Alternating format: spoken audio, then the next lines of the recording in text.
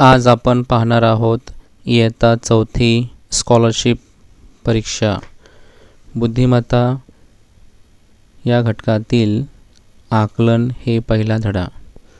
यामध्ये पाहणार आहोत की आपण आकलनामध्ये कोणकोणत्या प्रकारचे प्रश्न स्कॉलरशिपमध्ये किंवा शिष्यवृत्ती परीक्षेमध्ये विचारले जाऊ शकतात। त्यामध्ये पहिला प्रश्न प्रकार आहे शब्दांची वर्णक्रमानुसार मांडणी म्हणजेच अल्फाबेटिकली ऑर्डर।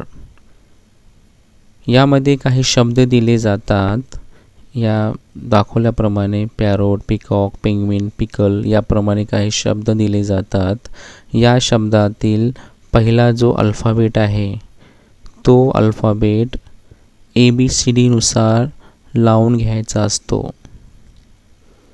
म्हणजे येथे चारही शब्दांची सुरुवात P पासूनच होते।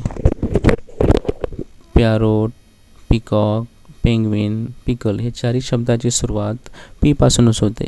त्यावेळेस दुसरा अल्फाबेट पाहावा। पॅरोटमध्ये दुसरा अल्फाबेट आहे A, पिकॉकमध्ये दुसरा अल्फाबेट आहे E, पेंग्विनमध्ये दुसरा अल्फाबेट आहे E, पिकलमध्ये दुसरा अल्फाबेट आहे I। यामध्ये म्हणजे पहिला अक्षर येईल अल्फाबेटिकनुसार पॅरोट।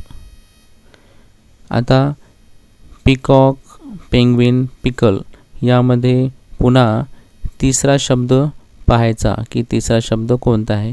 पिकलमध्ये तिसरा शब्द आहे A, पेंग्विनमध्ये तिसरा शब्द आहे N, पिकलमध्ये तिसरा अल्फाबेट आहे C।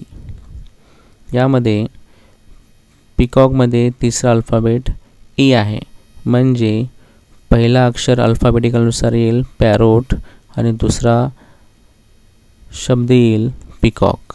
म्हणजे आपला प्रश्न होता की दिलेल्या शब्दामध्ये कोणता शब्द अल्फाबेटिकली दुसरा आहे, तर आपला शब्द दुसरा आहे पिकॉक। याप्रमाणे आपण या प्रश्न प्रकाराचे विविध उदाहरणे सोडवू शकतो।